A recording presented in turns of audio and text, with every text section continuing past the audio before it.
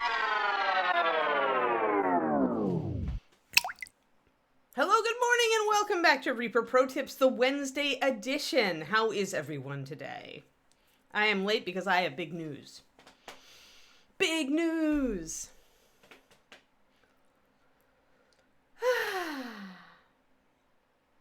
Uh-oh, your images are broken, Quindy.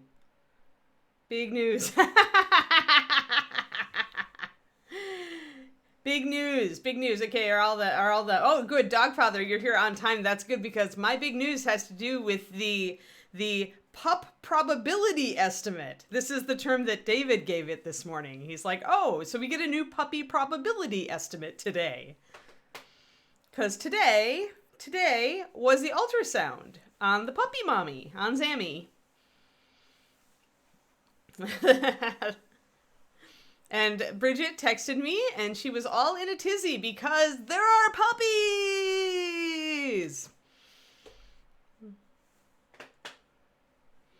There are puppies! There are puppies, everybody! Plural! Plural puppies! So our pup probability estimate is now 99%.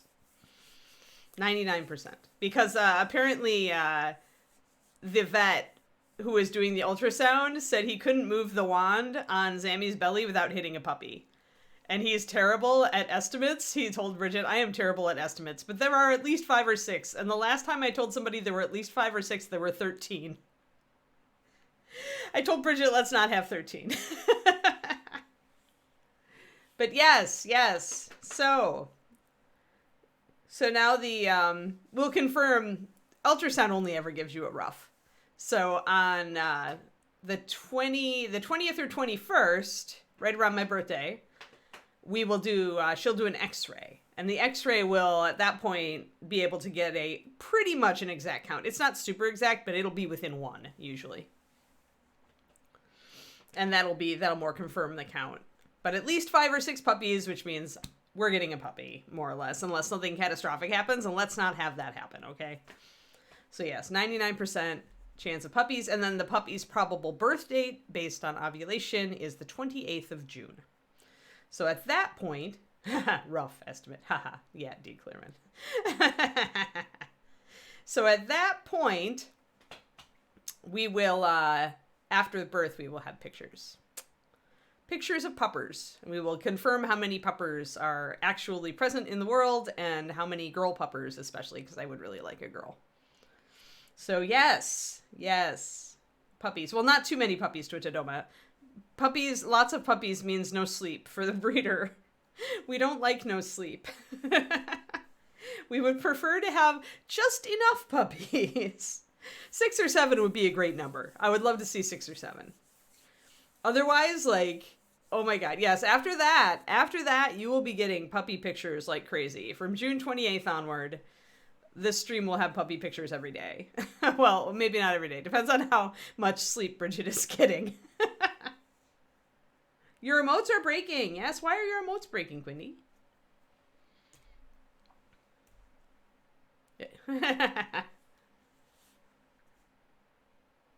Okay, so yeah, we can do a little pool. Like usually this is what we do actually in our breed. When somebody posts that they are with puppy, you do a little guessing game. So let's have I'll write it down.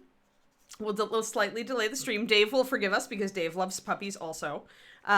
So guess of total number of pups, and then how many boys and girls, if you want to play. And I'll write down. This is good to do earlier in the stream. We don't have quite as many people on.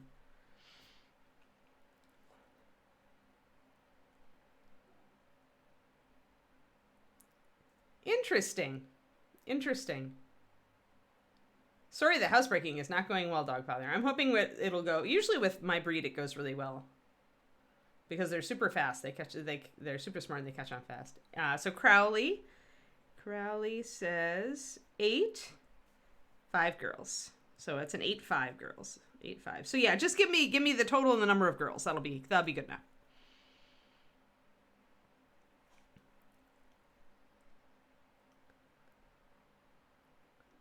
Oh no, you both are stuck with your emotes. So Dogfather says 9 with 5 girls. And then Kuronico says 7 pups, 3 girls. We'll see who's most accurate by the end of the by the time they're born. How many total pups, Twisted Oma? So 4 girls, but how many total? Twisted Oma. Oh my God, 10, Carrie. Oh.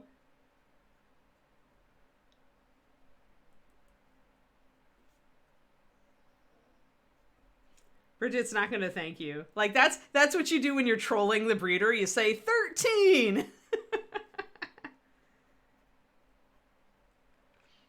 Total 8 and 4 girls. So an even split. That's nice and balanced, Twisted Oma. If we win, do we get a puppy? I don't know. I don't want to promise anything. Maybe we'll do something fun, though. Shadow Raven has 8 and 3.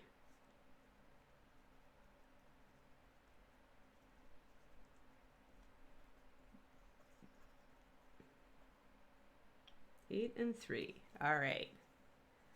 Excellent. Yeah, so you know how much work it is, Carrie Michael, right? You know, I know how much work it is because I was blessed with smaller litters when Kiri had her puppies. We had my first litter was 3 puppies, and that was perfect. It was just enough to get, have 3 puppies, but not too much work. But it still introduced me to the vast amount of work that raising puppies properly is. So yes. But yeah, of course, they only have a certain number of nipples. So if you have more puppies than that, you have to actually move the puppies on and off in shifts, which is why you get no sleep for several days. Oh no, that's terrible, Carrie. I'm so sorry. Yeah. That's what you dread. Like, that's the dread. That was my dread when I was breeding, was that something would happen to Kiri. Like, that's always my biggest fear.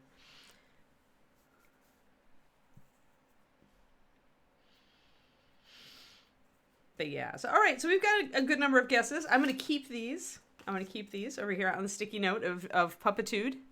The sticky note of puppitude. Although I guess I should make my... Oh, Inara guest. Hold on, I have to add you, Inara. 7 and 4. Yep. Inara. 7 and 4. And I'm going to guess... Just because the universe likes to troll me, I'm going to guess 7 and 2. So I have 2 puppies to choose between instead of, 6. So Anne is going to guess 7 and 2. 5 boys, 2 girls. I want at least 2, darn it. None of this one girl thing, universe, okay? You want to keep them all. Yeah, right.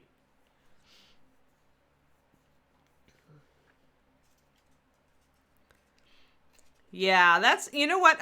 This is weird, but miniature painting prepared me to not want to keep all my puppies.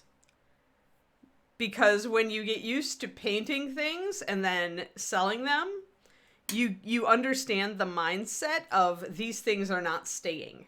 And you know how to not get attached. If she is... That is the plan, Kuriniko. Because these are important puppies. The whole reason I'm doing this really is because I want to help my breed. And these puppies have the outcross blood behind them, so these pups absolutely need to go forward. And it's really hard to find good homes for outcross puppies, because most people who want to breed want a purebred, right?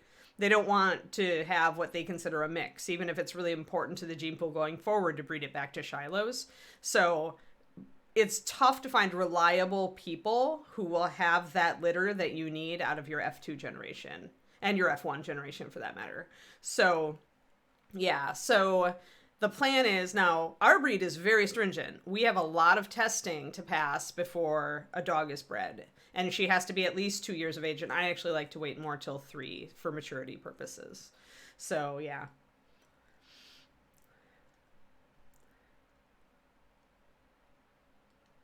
You were happy in the long run, Carrie. Okay, good. Oh, wow. Your puppy is big. Growing big, dog father. 5 pounds. Wow. Growth spurt.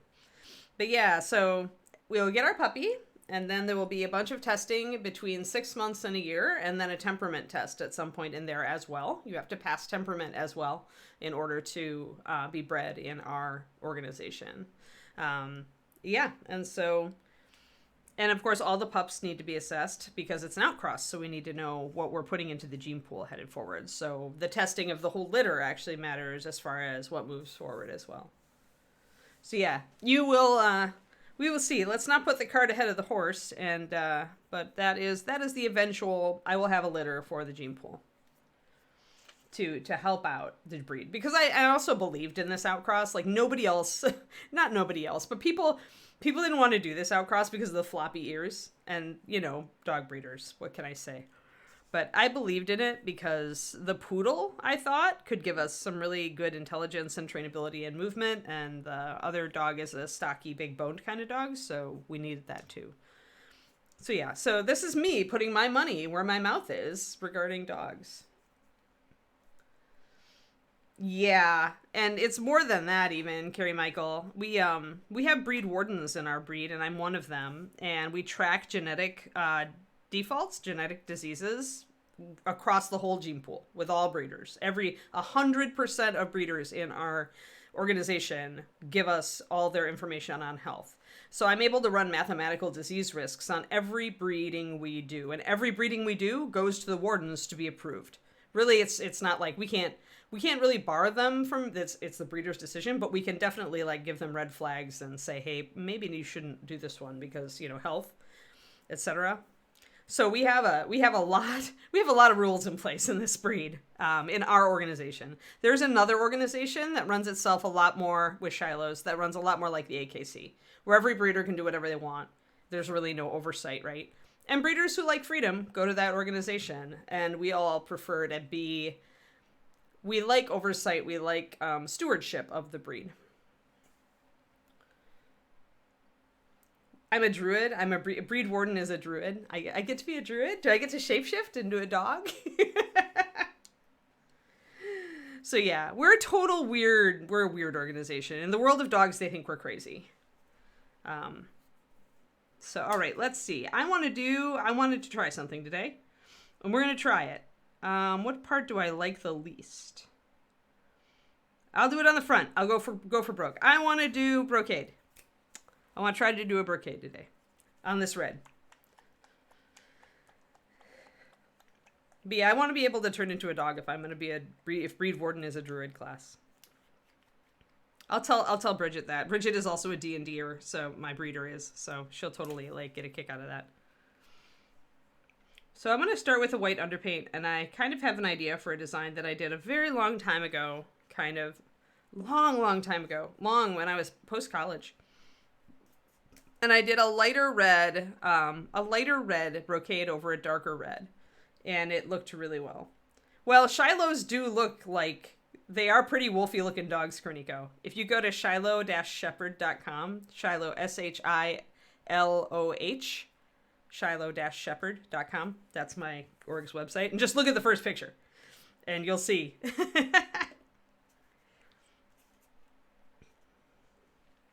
They look, they're very, very wolfy looking dogs. Our breed founder wanted the more wolfy, less blocky headed shepherd, so the Shilohs, especially the gray ones, like my old Blazy, Kiri's daughter Blazy was a gray. And that color can look very wolfy.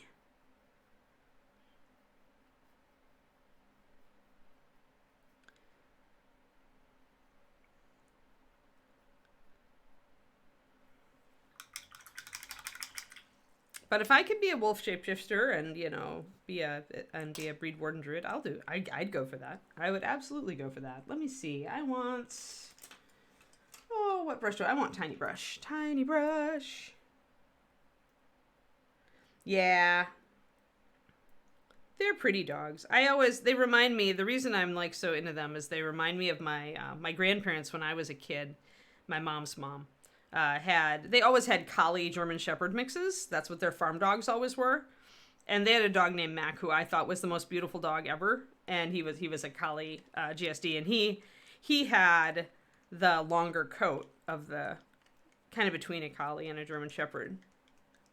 And that's what Shiloh's reminded me of when I started looking for dogs. Yeah. Yes, we have both long and short coats. And I prefer the short, but this first one's going to be long. Because that's just the way it is. Nobody, originally, one of the outcrosses was supposed to be bred to a smooth coat, but that didn't take, so... I'm going to be getting a floof. Getting a floof. We're going to have a floof, guys. Floof in the house. But that's alright, I'll deal. We'll just get the floof used to regular grooming appointments early. Because none of our...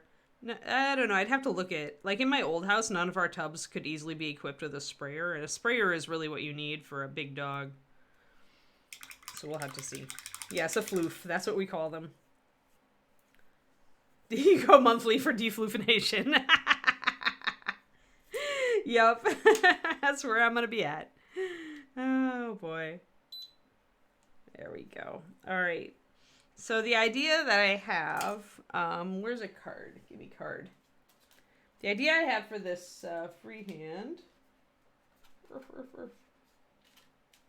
As I'm sitting here trying to find my trading card. There it is. Doesn't want to come over. So what I want to do is what I kind of have in mind is I want to do kind of a reverse curly Q pattern, but I kind of want to do it back to back. And then I want to do it like repeated.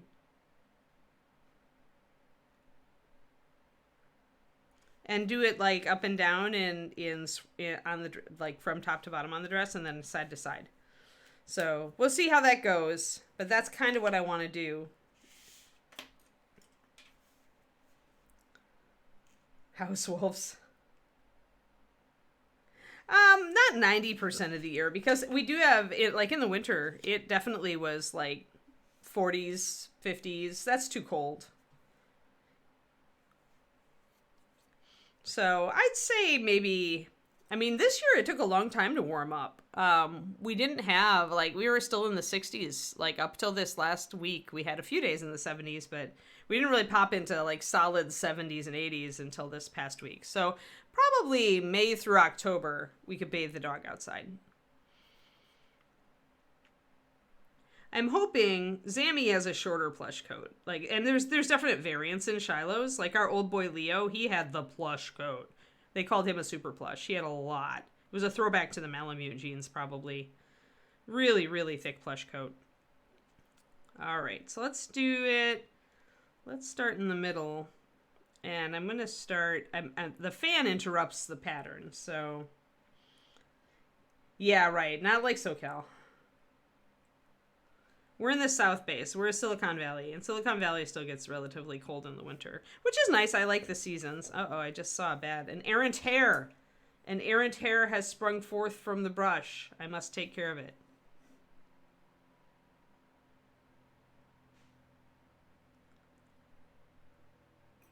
There we go. Perfect. Oh, yeah. That's cool. I am hoping to post lots of videos of my puppy for our YouTube. Actually, we have a Shiloh Shepherd. We have a YouTube for our Shiloh Shepherd Club, but we aren't using it. Like, nobody is using it right now. Like, we set it up, but we don't really have anything on it. And I was like, you know, what we should have are videos on that YouTube to help people with their new puppy. So if I'm going to be getting a new puppy, I was thinking if I'm good, if I plan, I should be able to do really simple little videos. I'll probably have to get a GoPro. All right, so let's just try to mock in one of these little shapes. Okay, right away, my paint is not wanting to come off my brush. Either my brush needs to be a little more damp or my paint needs to be a little more thin. I'm going to do both. I'm gonna reload my brush with a little more water. I'm gonna drop another drop of water into my white paint. And mix that up.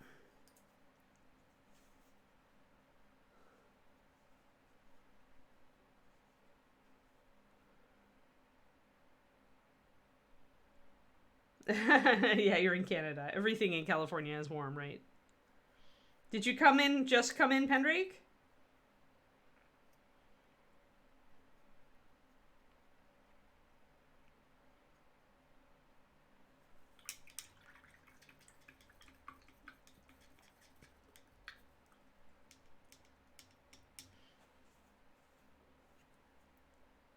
We do know about Pupper. Today, you missed the announcement, Pendrake. You were late. Bridget just got back from the ultrasound, and she texted me right before the stream from the veterinarian, and there are definitely puppers, at least 5 or 6 of them, maybe even a lot of them. The vet could not move the wand without hitting a pupper.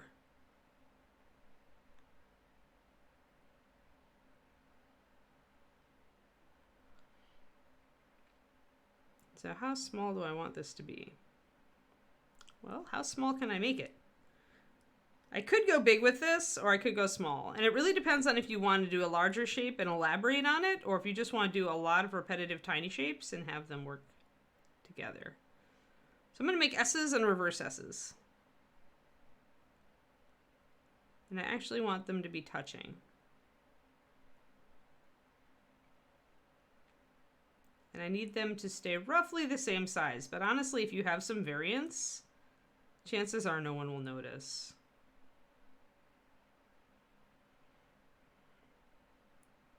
And I do probably want to get my Ergotho red out because I'm going to want to touch up around this. So I'm going to use my base color to do that.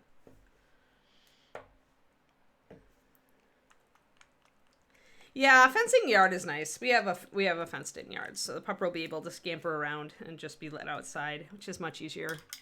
Still gonna do walks though. Hey, CNOT! Wow!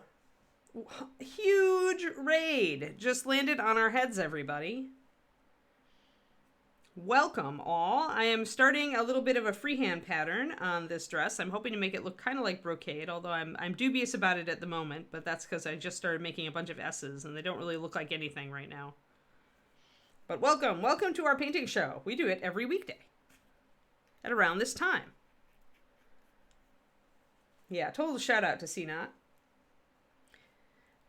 We also, since you have a doggle cam, CNOT, I'm also going to say we just announced that I am definitely, well, almost definitely getting a puppy this fall because pregnancy was just confirmed and the puppy mommy. So now I have to get prepared for pupper. I haven't had a dog for a couple of years, not since my old girl passed. So I have to, it's time to spend some money on puppy spoiling mechanisms. Now I can start shopping. I'm excited.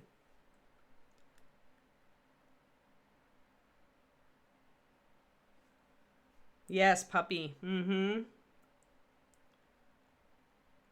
So very excited about that. I just got that news this morning. So the puppy should be born just after my birthday in the end of June.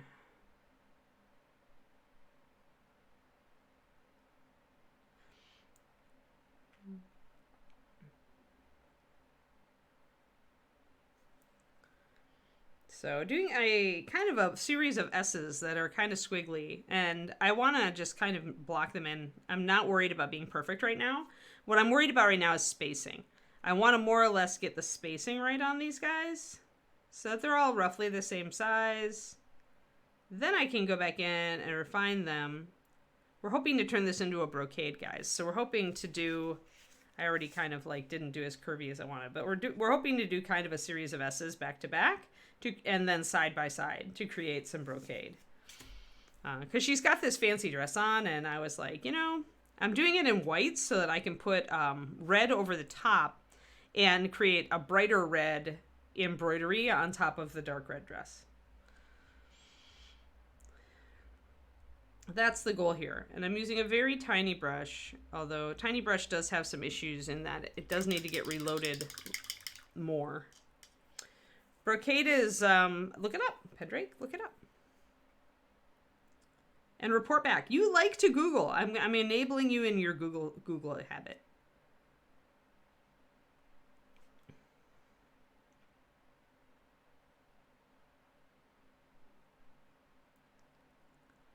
So really I'm just kind of eyeballing sizing here. And I'm trying to keep it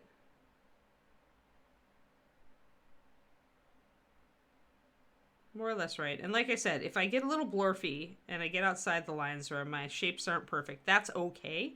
I have my base coat color here, which is a beautiful dark red, and I can just adjust. That's part of why just going simply red, white over red is a good idea.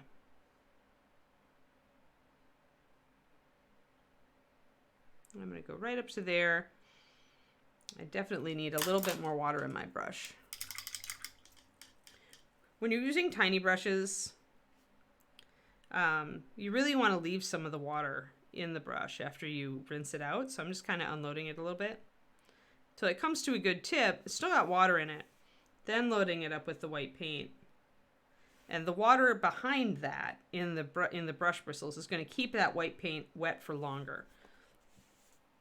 So if you're having trouble with using a tiny brush and you are having trouble with paint not coming off of it, you probably need to either thin your paint and reload, or put some paint, some water, make sure there's some water still in your brush. Not a lot.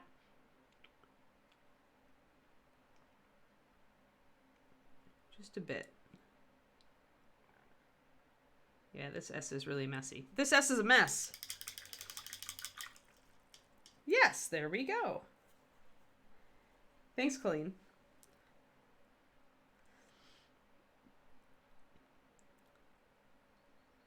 Yep, Inara also fancy fabric with a repeating design. It has a particular weave, yep, and fabric woven with a raised pattern, typically with gold or silver thread. I see a lot of brocades when I go to Renaissance fairs. I have many pictures of beautiful brocades from the Ren Fair. Here, though, because it's 28 millimeter, I'm not using those historical references because they're way too complex for this scale. So instead, I'm just grabbing a simple design that I can repeat, S's and reverse S's. Could also do things like diamonds, curtains, furniture, and gowns. Very fancy gowns in at least Renaissance Fair.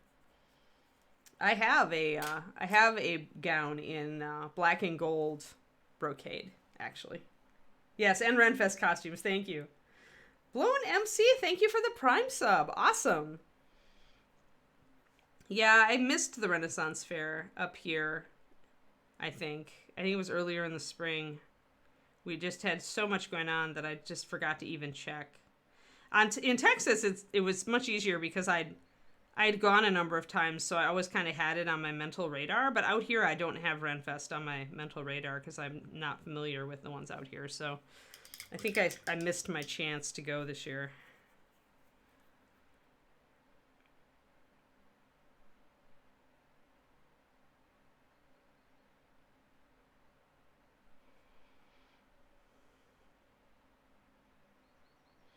Yeah. Yep. Yeah, floral-like elements or extrapolated florals, yep. Lots of leaves and vines and flowers, yeah. Classical, like, heliotrope type. Or paisleys. Yeah, this one is having some trouble. I might have to go to a bigger brush. My little tiny brush is not having fun today. Sometimes when you're working with a brush and it's just not working, just switch. So I'm going to a bigger brush now, but one that still has a super fine tip, as you can see. Super, super razor fine tip.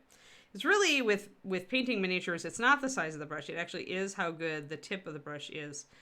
And I can do everything that I could do with tiny brush with bigger brush, and the advantage of bigger brush is that it will keep the paint wet longer on it, because it's just got a bigger reservoir, right? It's got more hairs, it's got more thickness. So once I load it up, the paint's going to stay nice and wet, and I'm going to be able to do this repetitive pattern a little bit easier.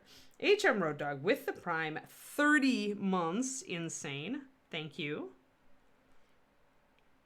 Thanks everybody for the resubs and the new subs. I always say it's a sub for the show is a vote for the show. So it lets the higher ups at Reaper know that you guys still like my show. And we did have our 500th episode on Monday. So today is 502. So we've been doing this for a while. And it's great that y'all still enjoy it. Because I enjoy it. I like spending my mornings with everybody. Though I know it's afternoon or evening for many of you in other parts of the world. But I am out on the West Coast in the U.S., so still morning for me. It's headed to be a real scorcher of a day today, too, up in the 90s. And we do not have air conditioning. Thanks for the happy belated, yeah. All right, so I've got my first line of S's, and I'm kind of correcting them a little bit. Then I'm going to make a back-to-back line of S's for these. And see if I like it. And if I don't like it, then, well, we're back to the drawing board, I guess, but I'm going to try to make it work. All right, so now I have to do reverse S's, which are more counterintuitive. But I can use my existing S's. And keep in mind that I just want them to be back-to-back. So I'm using my existing S's as a kind of reference point. And then I'll probably do bars down either side.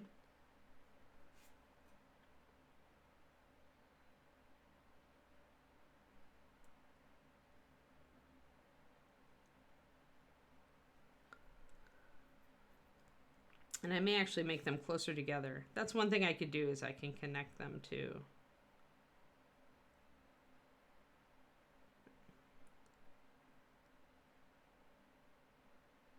If I had made these bigger, I could extrapolate a little bit more.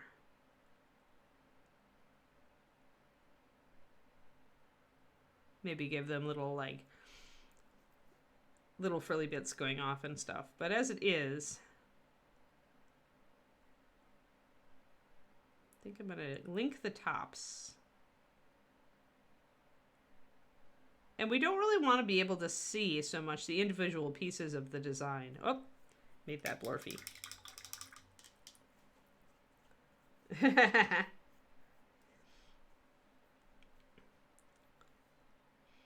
We want this to just blur together into just an intricate kind of design that's pleasantly confusing to the eye, so that the eye just perceives that this is elaborate and intricate and delicate.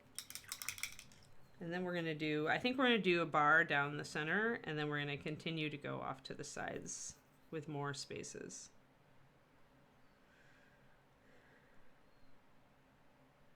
We'll see if I like it. I'm going to do it all in the front of this. I'm just going to hard commit to it. If I don't like it, it's the easiest thing in the world to just repaint this simple highlight and shadow I've got. I'm going to go down. I'm going to start sketching in my line. I want a line here. And the line I may go gold with. Whereas the inner area, I think I want to do a lighter red.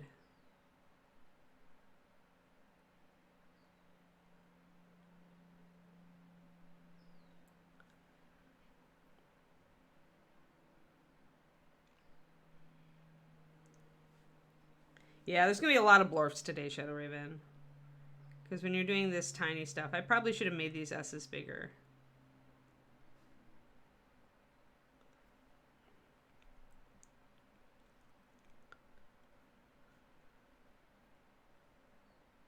So that one kind of looks more like a swan. 2 swans. I like that one better. Maybe I'll change the above ones.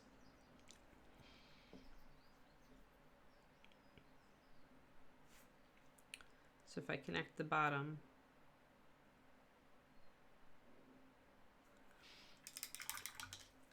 it's really freaking precise work.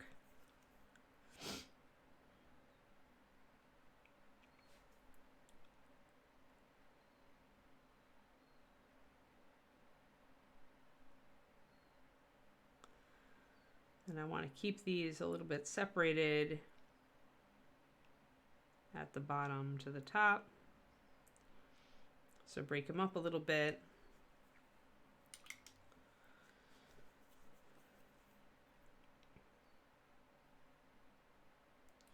And once we have these guys etched in, we will grab some lighter red and some gold, and we'll see how it looks. We'll do this first row and see how it looks. Because if nothing else, if we want to, we can just have this bar of detail down the front, and then I can do some lace in the same kind of way on the bottom of these, and we'll be fine. We don't have to do anything other than the front at this point if we decide we don't like it that much. Or we can go and paint over the whole thing.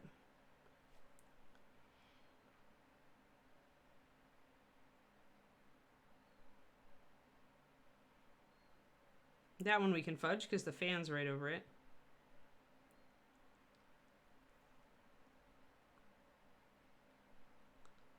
This one we are committed to doing the bottom.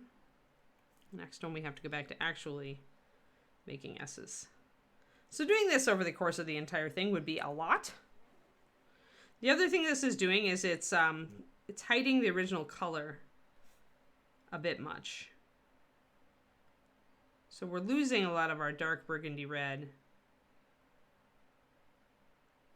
as I do these, because I'm covering so much surface with the white.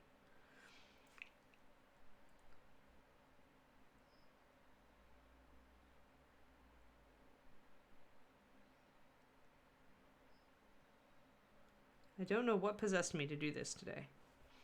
Obviously it was puppy euphoria.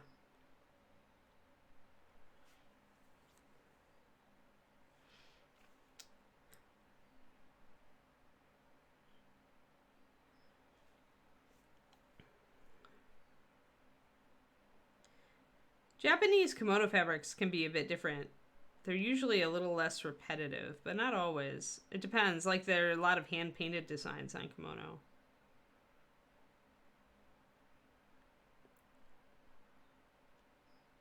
All right, now I gotta get back to where I've got a comfortable grip. Here I am changing the direction that I'm holding the model, and so that I don't have to modify my brush stroke. Because when you're trying to do freehand especially, it's important to have a really relaxed grip on your brush. So if you're trying to like paint with your brush in an uncomfortable angle because you're trying to hit a weird angle on the model, you're going to be more likely to do a blurf and not be able to do the line you want. So it's even more important than usual. I mean, I always do this, but with freehand, it's even more important to change the direction you're holding the model rather than to try to contort your brush hand and do a brush stroke that's not comfortable. You're far more likely to screw it up because you're doing something delicate and fiddly.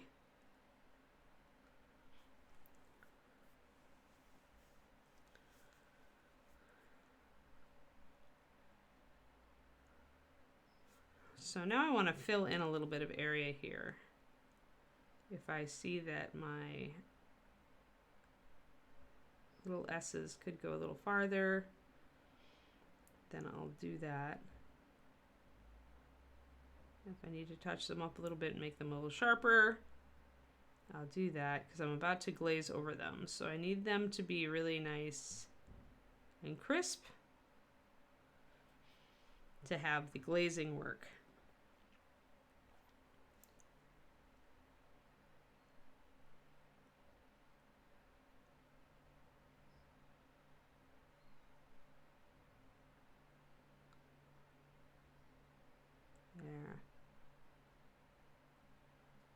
That was a blurf.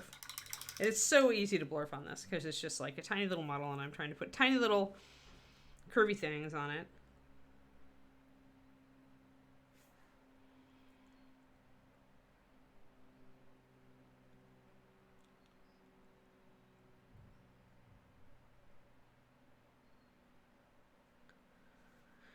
And I'm trying to separate those curvy things from each other in a very small space.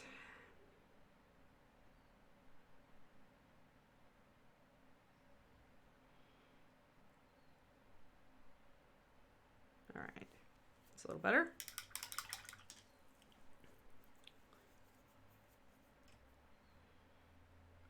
So we're just gonna make these nice and tight, and then we're gonna do our glaze. But I'm definitely going to, you don't wanna have to touch them up after the glaze. It's just not gonna work. So any tuning or touch-ups you need to do need to happen now before you glaze. Any little muddy parts need to be straightened out and made better. I've got very little paint on my brush here.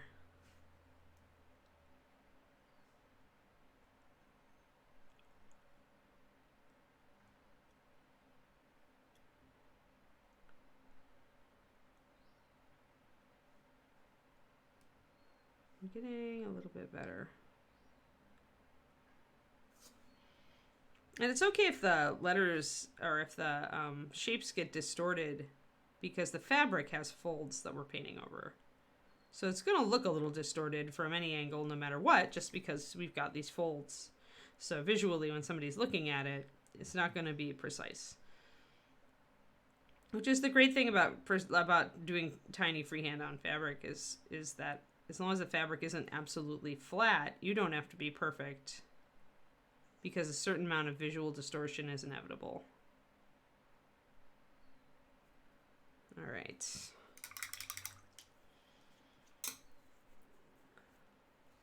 Yeah, I might just keep this down the middle and just do a little bit of edging along the sides.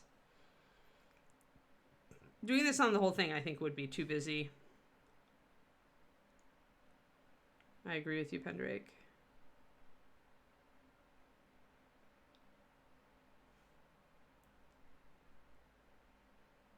All right, that's pretty good. I want to do widen my bars a little bit down the side here.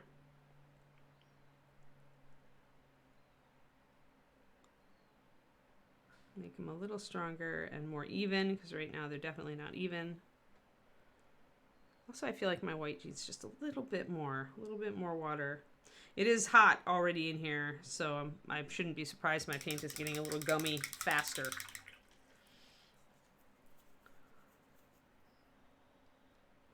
Now, one thing I did not do today, you may notice, that I usually do when I'm doing underpainting, is I did not put down dark color first. I didn't do walnut. That was partially because, one, my shapes are so very tiny that trying to do walnut and then do white inside of it and then, you know, have all these tiny shapes is just not going to work. And two, the other reason I didn't do it is because I have such a dark red as a background. If I've got a really dark color already, then I don't really need to worry about, you know, this showing up. It's going to show up. So having that extra dark border around my white, around my underpainting, not really necessary. I'm going to edge a little bit here, just to even this out.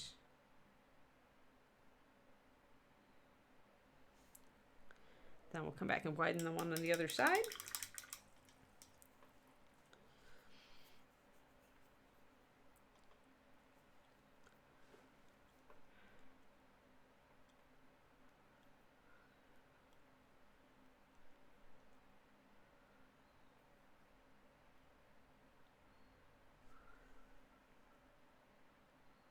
And then I have to think about how I want to extrapolate.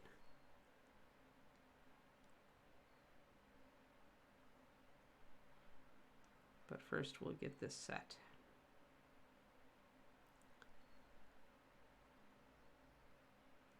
Alrighty. Good. Now, we need a red that's really bright, and I'm probably going to use clear or magma. Probably clear. So clear red is one of the Reaper clears. It means it has less coverage than usual, but it is very heavily pigmented. It is a single pigment color usually, and it's really eye-poppingly bright.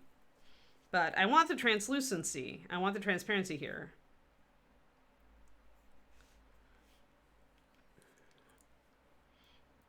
Because if I'm going over that white, I want the white to still kind of make this red end up looking brighter. So going with a more transparent red over something like this is going to be a better choice. So I'm going to shake up my clear red. You could also go with fire red, magma red. Both of those are very, very strongly pigmented reds that are quite bright. Nothing is as bright as clear red, though. Clear red is pretty much just red pigment in a red base. So it is the brightest red that we put out. Very, very bright compared to the other. So we're going to thin this down. Probably I'll go 2 to 1 and kind of assess. So 4 drops of clear red, 2 drops of water.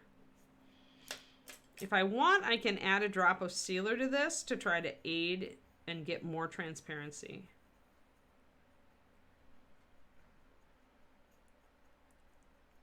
I'm kind of going to pull this thinly over the surface. So maybe about right. Because I don't want it to go pink. I don't want it so thin that it's going to go pink. I just want it thin enough that it's going to show the underpainting through it. So this may actually be the right amount. So still pretty strong red, as you can see. But a little bit see-through.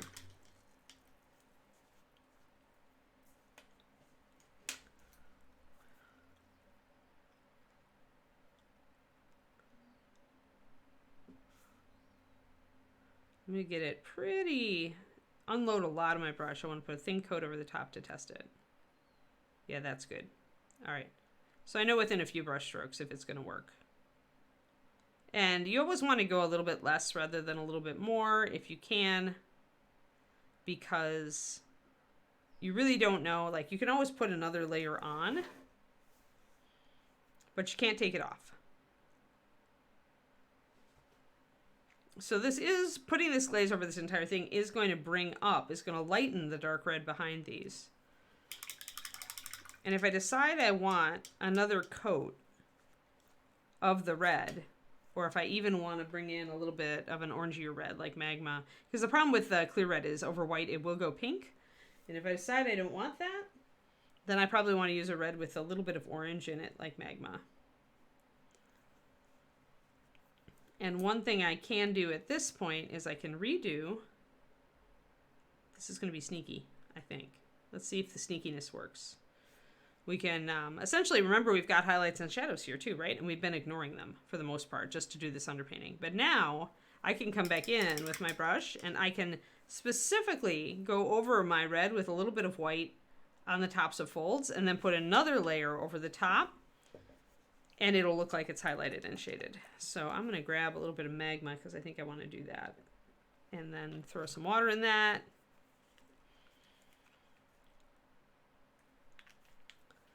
And then I'm going to go and touch up a little bit of my letters. I keep thinking of them as S's, letters. Touch up a little bit on the tops of the folds and ignore the parts of the design that are on the shadow side. Then I'm going to put another coat of red over the top.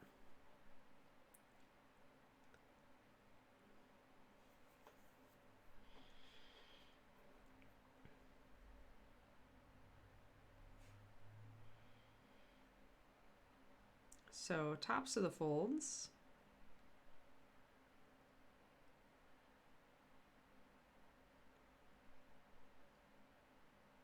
I'm not going to try to get the whole thing. I just want a couple of touches.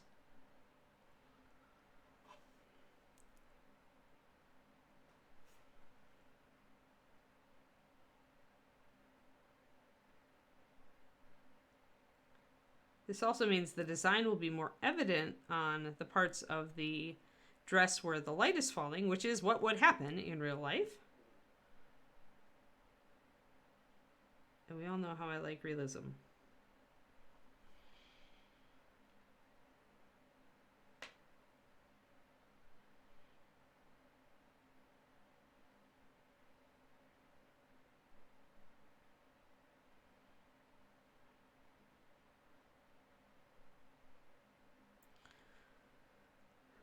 Been messing around with my oil paint more as well. Every night pretty much I mess around with it just to see what I like and don't like about it. It's pretty interesting.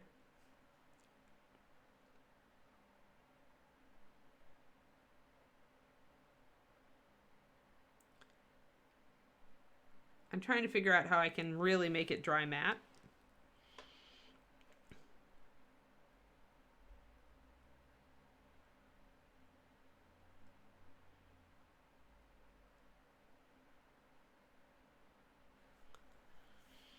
So a little bit of white is bringing out, you can see how that's bringing out those folds.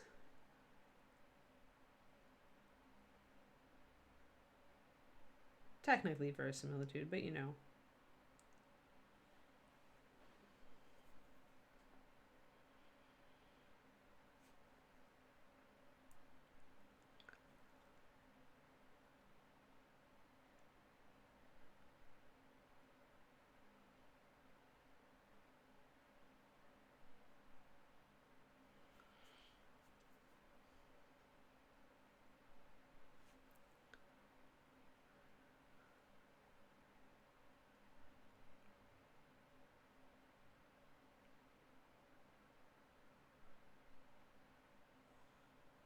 That's pretty good. And then these guys.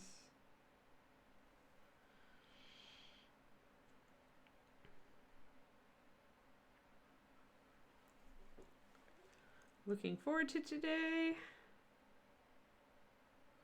Should pretty much have all my convention stuff done today to prepare for this coming weekend.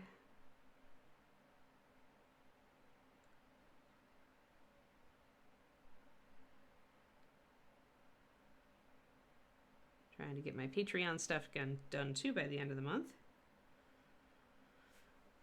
Always a challenge when there's extra commitments.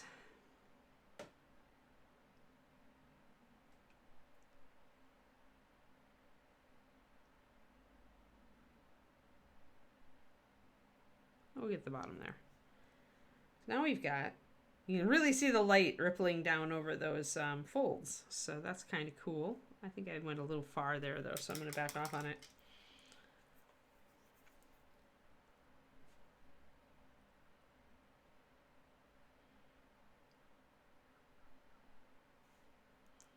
All right, that's a little better.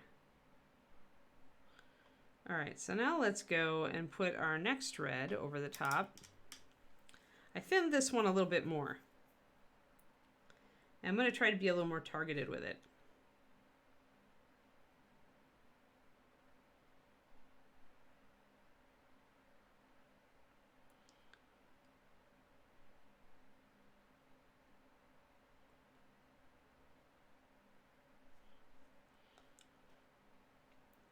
Keeping it a little lighter.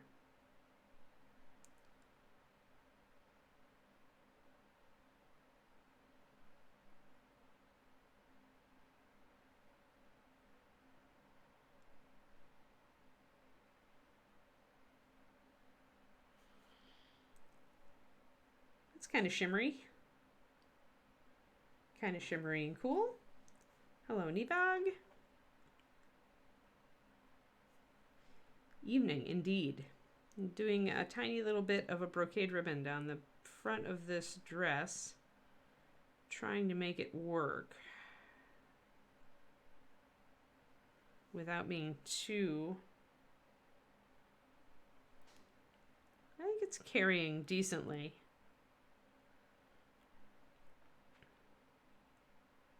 Let's go for the gold. The gold bars down the side. Since, as pointed out in the chat, often it was, brocade was done in like golds and silver threads over the top of other colored fabric.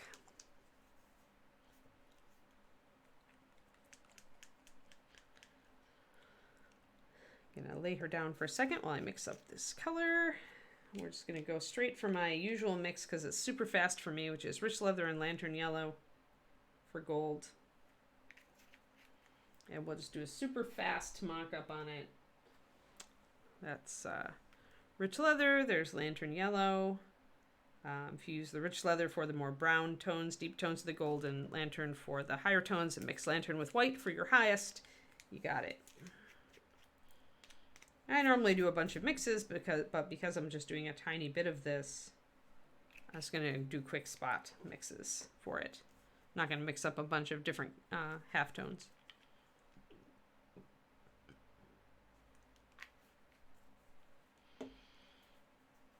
So we're going to do the gold border on our filigree, and then we got to figure out what I'm going to do for the rest of this. If I'm going to do little bits.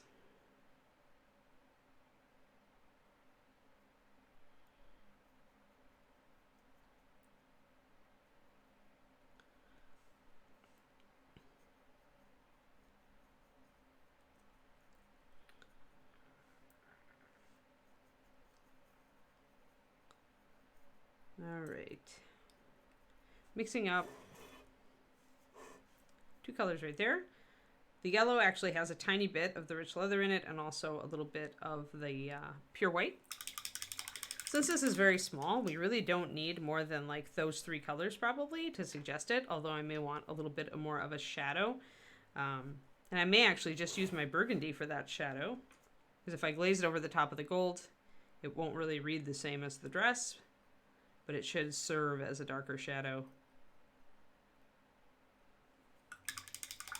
You don't always have to mix up a new color for this stuff. Sometimes you can use an existing color on your palette and have it work. So let's glaze. And I have thinned these because we're going over this white underpainting, these bars on the side. So I'm going to put down the shadow first. Or I should say the base coat first, which is the rich leather. And actually I feel like I need a little bit more. Got a little bit too much water in there. Rich leather and polished leather can go pretty transparent pretty fast with water, because they are built off of a very heavy amount of yellow, and yellows are always transparent unless you start adding white to them. Some are a little less and some are a little more, but none of them have super high coverage except for yellow ochre, yellow oxide. And I don't want the oxide right now because I feel like it dulls the yellow a bit. And when I'm doing this kind of small detail, I want a more vibrant color. I don't want a duller color. So again, I still have my burgundy up, so if I blurf on the side and I can actually see it, I am going to touch that up with my burgundy. So you don't have to be super precise. You can always touch up.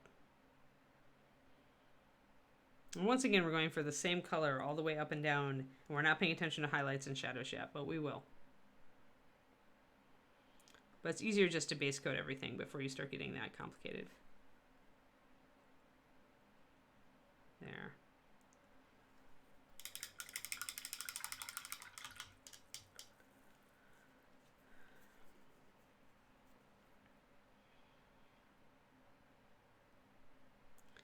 Remind me, Quindy, is it Alpaca Nation Day?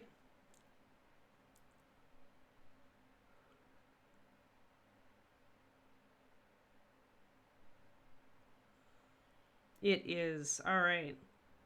I'll have to do a little longer stream tomorrow to make up for being a little bit late getting in today because of the puppy news. So if people came on late and didn't catch my excited puppy announcement this morning, our puppy mommy is preggers with at least 5 or 6 puppers, and so if nothing bad happens, then we are 99% sure to get a puppy later this summer. We will have a tiny pupster. So I'm excited because now it's more or less confirmed. I can start working on names and also buying puppy stuff. Didn't dare let myself get excited. The most I let myself do is I did get out my my books that I have that are good puppy books. An excellent one is the Puppy Primer by Patricia McConnell, who is a animal behaviorist who actually is at my old alma mater, UW-Madison.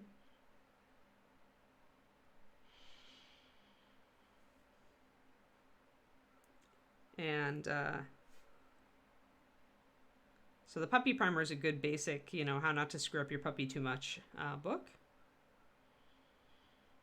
Because it's been a while since I raised a puppy. The last time I raised a puppy, gosh, Blazy is 10 right now. Kiri's last litter, we kept a girl. And then I had to rehome her in my divorce. But Blazy is 10. So it's been 10 years since I raised a puppy. So I definitely need to refresh myself on how not to screw up a puppy.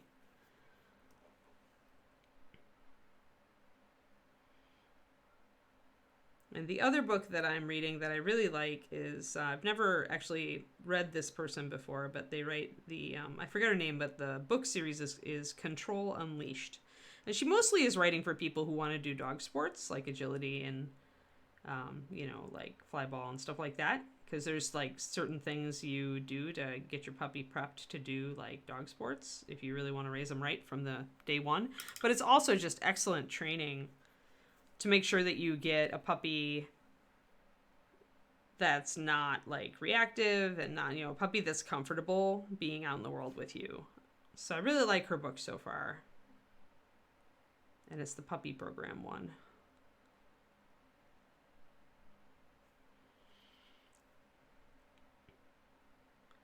So I'm all excited because I really enjoy dog training. I actually used to do dog training as a 4-H project when I was a kid.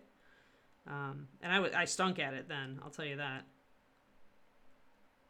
But it's exciting for me to have a little pupper. Yeah, Control Unleashed, the puppy program. She wrote her first Control Unleashed book because she, as a dog trainer, she kept running into people who had, were having trouble with their dogs being reactive or noise sensitive or just being like very sensitive and falling apart. When they came to trials and stuff like that. So she wrote her first book to help those people, and then she realized that a lot of the protocols, if you start early with a puppy, it helps you to kind of bomb-proof your puppy. And I would like to be able to take this puppy anywhere. So I thought it would be fun to try this.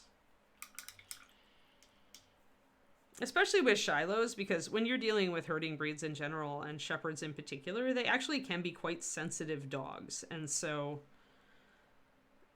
this kind of, already you're going to be doing a lot of socialization to get a dog that's like just awesome. Yeah, I haven't had a dog that was really capable of doing agility until Blazy, but then I was just so busy and so slammed that I just the closest agility club was like a half hour south in Fort Worth, and I never went in, never did it. So maybe with this new pupper, I'll do some fun stuff. I don't know. Mostly I want to do trick training. Somebody asked me actually what kind of tricks, and I forgot to answer, I think that was yesterday, what kind of tricks I wanted to do with my dog. There's a great Do More With Your Dog program out there that's run by a lady called Kira Sundance, and she's got a book called 101 Dog Tricks. And you can essentially film your dog doing the tricks and get trick titled through their organization. So I thought that I would she starts working on the basics like obedience, and then she graduates up to fun stuff. So yeah, Shadow Raven. So yeah, Kira Sundance's book, 101 Dog Tricks. I actually used it a lot with one of my past dogs, Thorn, because Thorny was really high energy and high drive, and we just didn't have the time. Like, we had to find a way to engage him that didn't involve, and he was reactive, so I couldn't just take him out on the bike. I actually had tried doing that. We kept getting attacked by free-running dogs in our neighborhood. So I had to find a way to utilize his energy and engage him that would burn off some of that energy, at least mentally. So we did trick training, and it was very successful. So I really enjoyed doing it with Thorny, and I thought I would like to do it with this baby puppy too. So Thorny was pretty good. He knew the rollover, and he could sit up and beg, and for a big dog that's really hard because it takes a lot of core strength. And Thorny was 80 pounds. But it was just really cool. He was really responsive, and he loved to do it. And we were getting into some pretty elaborate stuff. So it was a lot of fun. and I want to do it again. Plus, it's just like, you know, it makes people like, when you show people what you can, you know, when people see you run your dog through the tricks, they just think it's awesome. One of our neighbors, or one of our friends' kids, used to just love Thorn because he was like, can I give Thorn a command, you know? And it was like, absolutely, you can.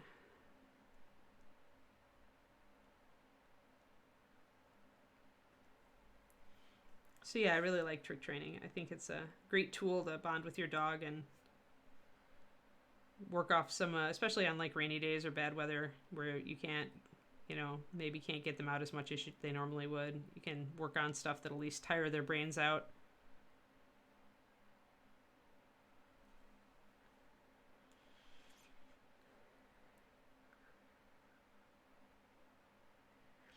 I don't know. It would depend. I don't even know if we have a group around here. I mean, I assume I'm in the Bay Area. One would assume that somewhere there is an agility thing. It depends on the dog. Bigger dogs, Shadow Raven, aren't, like, they're not as fast and as, like, insti-turn as smaller dogs are, so often they don't do quite as well as agility, but they do enjoy it, so it really depends. I don't want to get big into dog sports. We do have, one of our breeders in training, Darcy, she's big all in on dog sports with her Shiloh girl. She does scent work too, tracking. I might be interested in doing that. That could be really fun. But I don't know if agility is hyper competitive and super high, like, super high energy. I don't know. It depends on the dog. Like, I feel like if I have a dog, if my puppy has a lot of energy and like really has a lot of drive, then agility would be a good choice. But if my puppy is a little lower key, then I feel like something like scent work and trick training would be better. It really should depend partially on the dog, just like with people, right? Yeah. Yeah, I have never done clicker training. I always just used a keyword, Kerniko, which is still marker training, right? I found it really hard to juggle a clicker.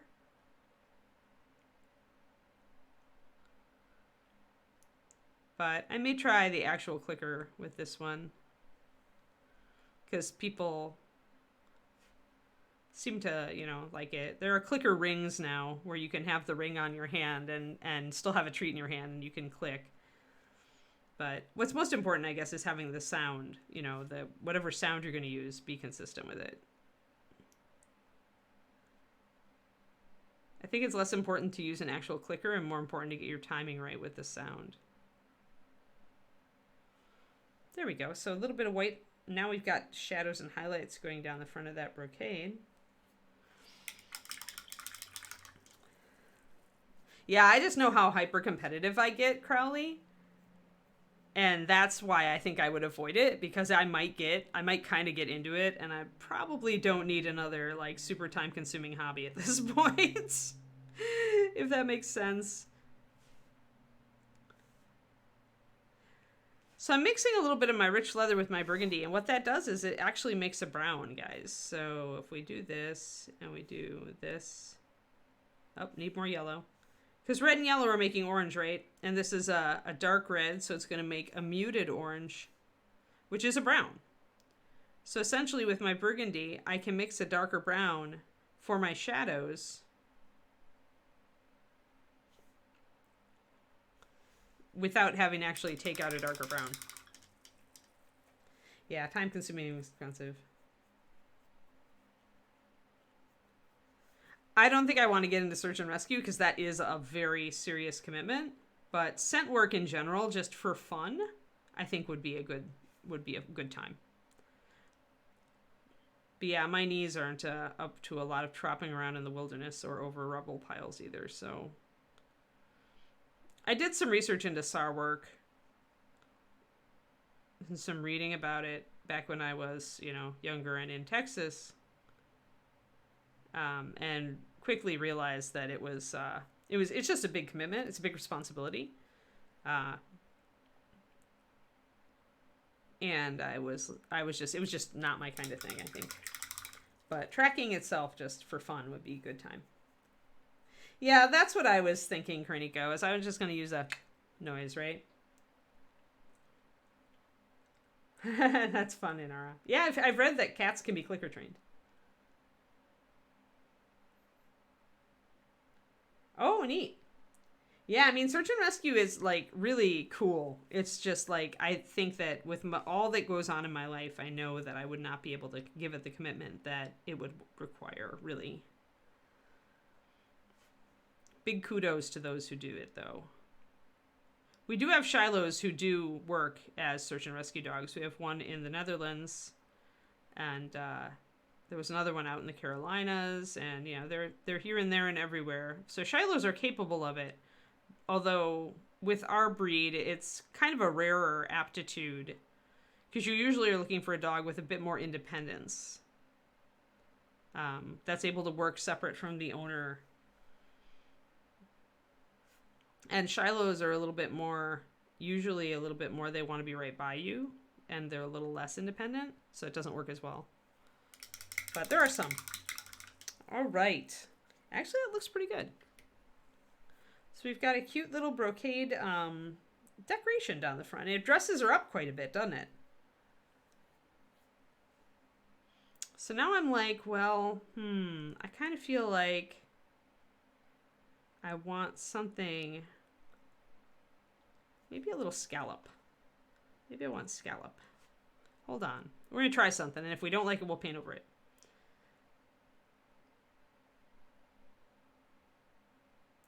I think I would just want to do a little scalloped edge.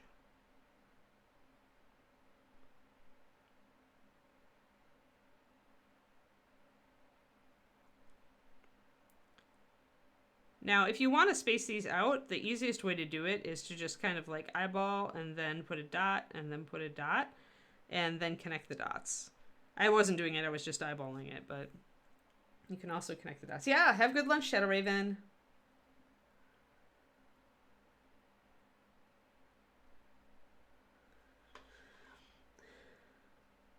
But yeah, I'm just excited to have a puppy again. I love shaping a young puppy. Like I've done, my last two dogs I've done pretty well with training. And they ended up being, well, Blazy ended up being pretty much a perfect dog. Like, she was brilliant. Like, I could leave her in a hotel room. And she'd just, like, go and jump up on her blanket, put her blanket on the bed. And she'd just go and, like, sleep. She'd be like, okay, Mom, you'll be back eventually. Just a really, really good dog. Perfect traveling dog. We went to a lot of dog shows when she was young, though, and those do help.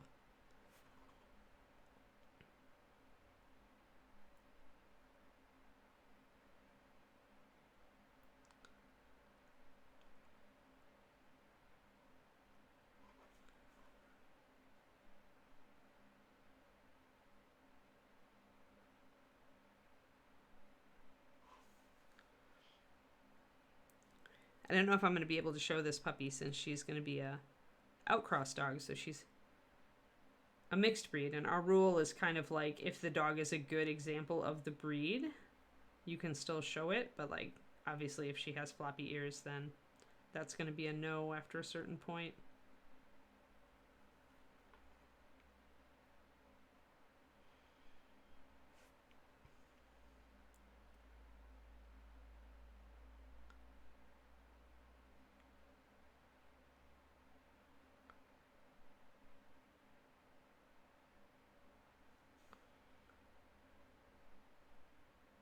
All right, so I've got that scalloped edge going around there. I kind of like that. I can work with that.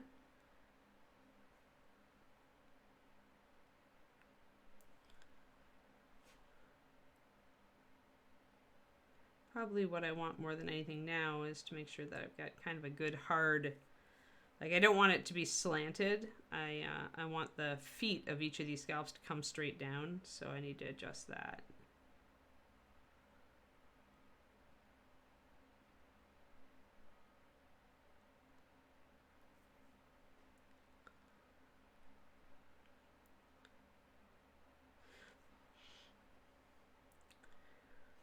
Hey, Miniature Dan.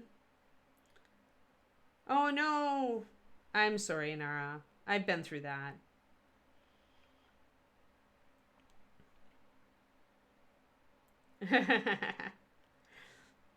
It's the lurking Luca. I was pre-warned, Luca, that you were going to be lurking today, so that it was an alpaca day. So don't worry, I'll make sure to end on time. I'm just trying to refine my scallops.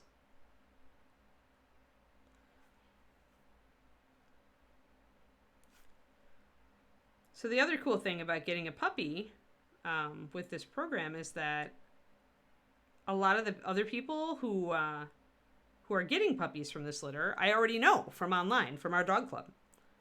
So that's pretty cool, because then if you're already friends with the people who are getting the puppies, then you get to be littermate buddies and trade stories about your siblings,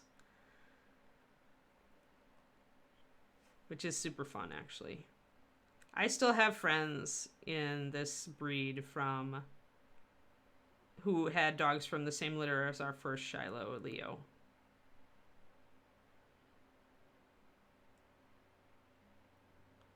Just refining again a little bit, trying to make it even. I feel like my scallops got bouncier as they went up here, so I probably need to make more bouncy scallops down here. They seem a little flatter. Once again, any fine tuning you want to do on the freehand underpainting is you want to get it as close to what you really want as possible before you start glazing over it.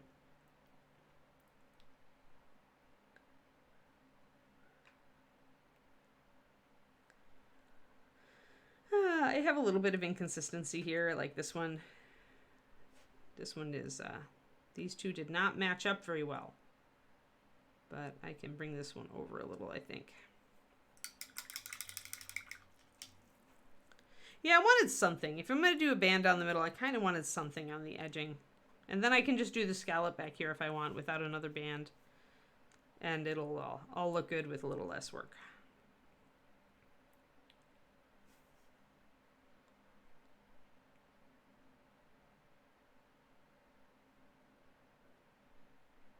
There. That's a little better. Yeah. All right, got 3 minutes. Yeah, I want to keep some of it open because I want to keep some of my highlights out. She also has, you know, like the sleeves, the poofy sleeves and stuff. After I do a scallop back here, I'll kind of think about it. I'll think about if I want to do something in the middle or not. Might do a repeat of the front.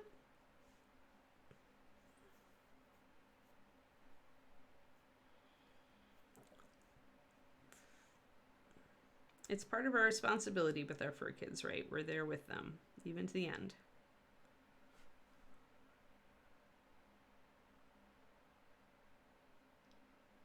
All right, I'm gonna put little scallops on the other side, just block them in. And then we have to get ready to turn it all over to Luca.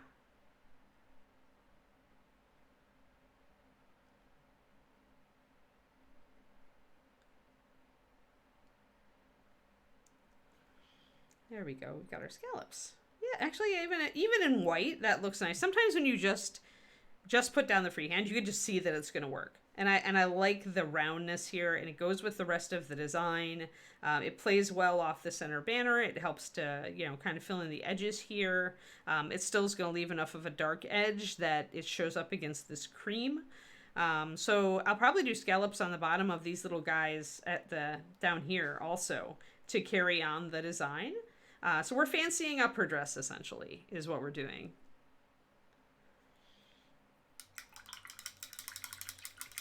So I have high hopes now. This is actually fancied it up pretty considerably.